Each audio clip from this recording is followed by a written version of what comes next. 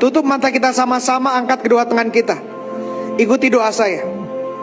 Di dalam nama Yesus, aku minta karunia bahasa roh Tuhan aktifasi di dalam diriku. Aku menerima karunia-Nya di dalam nama Yesus.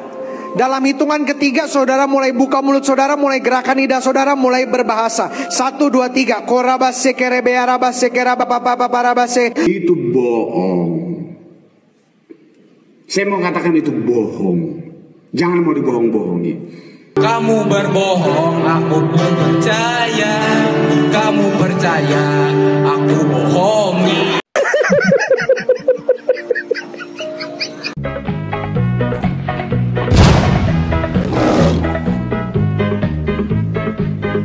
Assalamualaikum warahmatullahi wabarakatuh, sahabat semuanya. Jumpa lagi kita ya. Alhamdulillah, alhamdulillahirabbil alamin. Segala puji bagi Allah, Tuhan semesta alam. Tiada Tuhan selain Allah. Allah lah satu-satunya Tuhan, Tuhan yang tiada duanya, duanya saja tidak ada, apalagi tiga. Lalu bagaimana jadinya kalau Tuhan itu dipaksakan tiga? Ya umatnya mengundurkan diri dari pendeta, sahabat. Ini lucu bin koplak ya. Saya ketika mendengarkan istilah ini atau berita ini dari salah seorang anak pendeta, yang anaknya itu juga seorang pendeta kemarin itu ya, dikultuskan jadi pendeta. Tiba-tiba sekarang dia membuat status dia itu mengundurkan diri dari kependetaannya, sahabat. Sekarang Pastor Garen Lumoindong mundur dari kependetaannya. Ya, teman-teman, saya dapatkan sebuah postingan di TikTok ya, dari akun Behind PS memposting ini ya. Ada kelihatannya ini adalah postingan dari Pastor Garen. Ada kode bintang di situ, Father's Day terpenting bagi saya. Saya akan membacakannya. Pada hari Ayah 16 Juni 2024, izinkan saya untuk share 2 berkat sebagai ayah yang saya terima. Berkat yang pertama untuk kedua anak saya, dalam kurung Noah Luther dan Jodah Knox, adalah untuk saya menanggalkan kependetaan. Nah, ini huruf kapital ya, tulisannya menanggalkan kependetaan, termasuk kepejabatan saya di Gereja Bethel Indonesia. Ini pendeta ini seperti sebuah jabatan ya. Ada kalanya mereka diangkat jabatan pendetanya, dan ada pula masanya mereka itu mengundurkan diri dari kependetaan itu, sahabat. Sudah habis masa jabatannya gitu. Pokoknya sama lah kayak presiden ya, atau pemerintahan yang ketika dipilih itu boleh menjabat 5 tahun ke depan, lalu boleh dipilih lagi untuk kedua kalinya 5 tahun ke depan. Kalau yang satu ini sepertinya bukan demokrasi, tapi menggunakan sistem monarki. Karena saya lihat itu bapaknya itu pendeta, anaknya pasti jadi pendeta pula. Mungkin kakek di atas kakeknya itu, dan di atas kakeknya lagi itu dulunya pendeta juga tuh, sahabat. Diturunkan terus kepada keluarganya. Sekarang ada yang mengundurkan diri, sahabat. Jadi memang beda ya pendeta di Kristen itu atau di Oten itu dengan ustadz atau ulama yang ada di Islam, sahabat. Karena ulama atau ustadz, ustazah, kiai itu bukan jabatan. Itu adalah pemberian dari masyarakat. Kenapa mereka disebut sebagai ustadz? Ya karena mereka mempunyai ilmu agama Islam yang baik. Makanya dipanggil ustadz. Bukan mereka yang mengklaim dirinya seorang ustadz, tapi jemaah lah atau masyarakat lah yang memberikan nama itu, menyematkan nama itu. Maka ketika masyarakat yang menyematkan nama itu, yang ustadz ini sampai kapanpun dia akan dipanggil ustadz. Karena ilmunya itu kan gak akan pernah hilang. Makanya ketika saya mendengar ada orang pendeta mengundurkan diri dari kependetaannya, ini saya jadi mikir, sahabat. Berarti pendeta itu bukan orang yang paham tentang kekristenan atau agama Kristen. Tidak punya ilmu, itu kasarnya. Karena kalau mereka punya ilmu, tentu sampai kapanpun mereka mengatakan saya bukan pendeta, yang jemaat pasti tetap akan mengatakan dia seorang pendeta kan. Karena punya ilmu kekristenan misalnya. Ya berarti selama ini kita betul, sahabat, bahwa pendeta itu ongok. karena bukan diberikan oleh jemaat, mereka sendiri yang mengklaim. Nah, itu statusnya ya, panjang lebar dia memberikan alasannya di sana kenapa dia mengundurkan diri dari kependetaannya.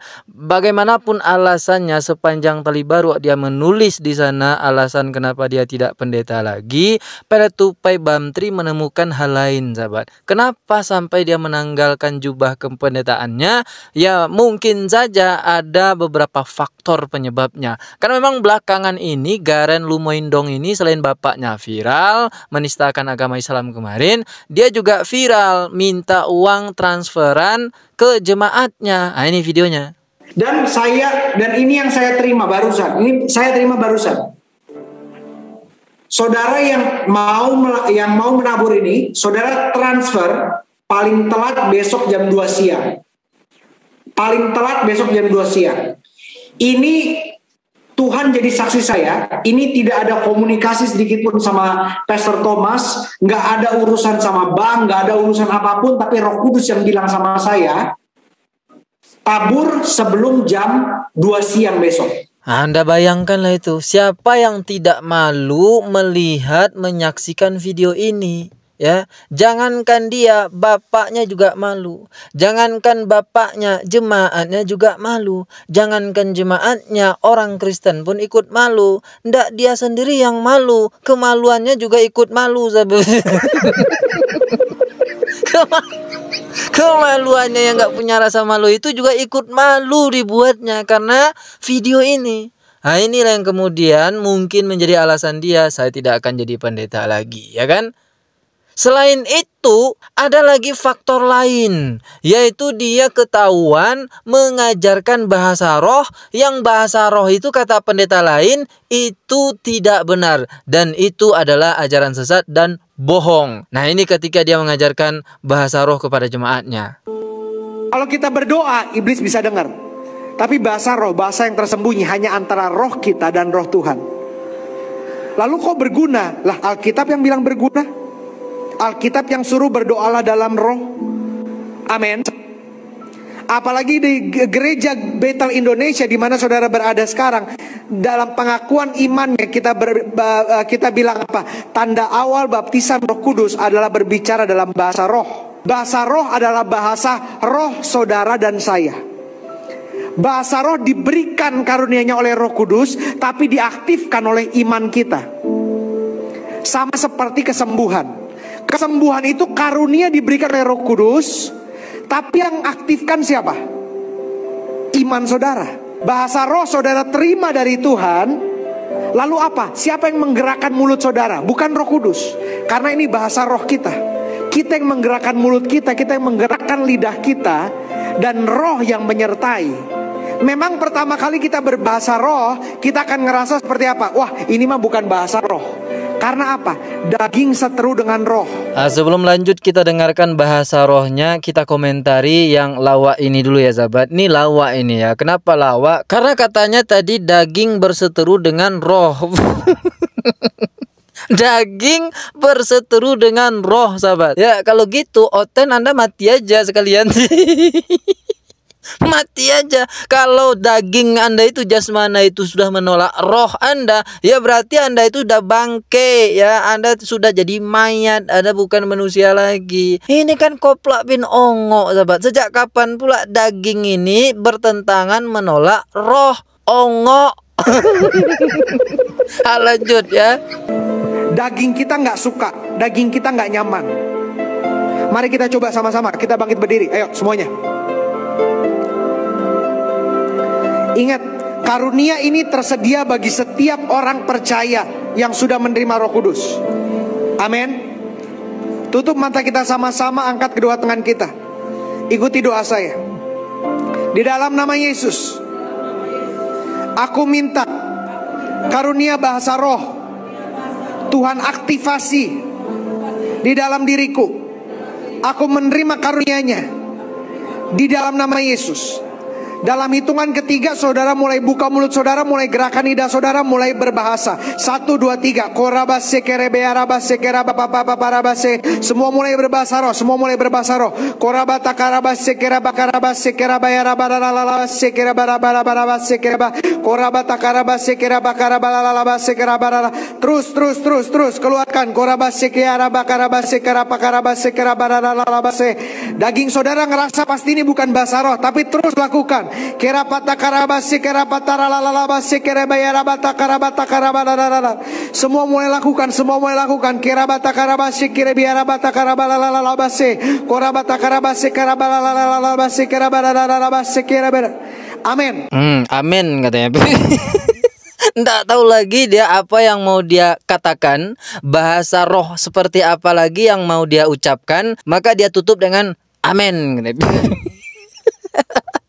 Ongo.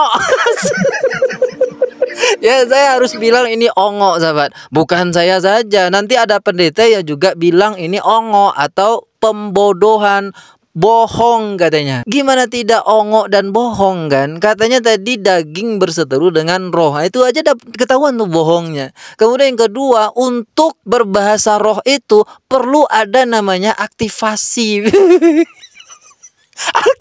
Aktivasi sama kayak mobile banking Anda sahabat ya. Anda tidak bisa menggunakan mobile banking Anda kalau tidak ada aktivasi. Dan sebagian mobile banking itu butuh pulsa. Kalau tidak ada pulsa, Anda tetap tidak akan bisa mengaktifasi. Nah, mungkin ini nih, sistem ini yang dipakainya nih. Untuk aktivasi itu harus ada pulsa, harus ada uang. Transfer kemana? Ya ke pendetanya besok siang, paling lambat jam 2. Astagfirullahaladzim. Saya kram ini perut saya ya untuk menahan ketawa tadi melihat dia ini berbahasa roh sahabat. Mari kita dengarkan komentar dari Pak Pendetanya. Jadi bahasa roh tidak bisa dipelajari. Kalau ada gereja yang mempelajari dan sebentar-sebentar mereka berdoa, itu bohong. Saya mau katakan itu bohong. Jangan mau dibohong-bohongi. Ya, ini adalah pendeta yang kemarin menerjemahkan bahasa roh itu ya sahabat. Sikisik, kemudian kuraba. Nah, itu semuanya ada terjemahannya. Itu dia menerjemahkan berdasarkan berteman dengan orang-orang pendeta-pendeta berbahasa roh ini, atau gereja-gereja yang menggunakan bahasa roh ini. Nah, di akhir dia mengatakan itu semuanya adalah bohong.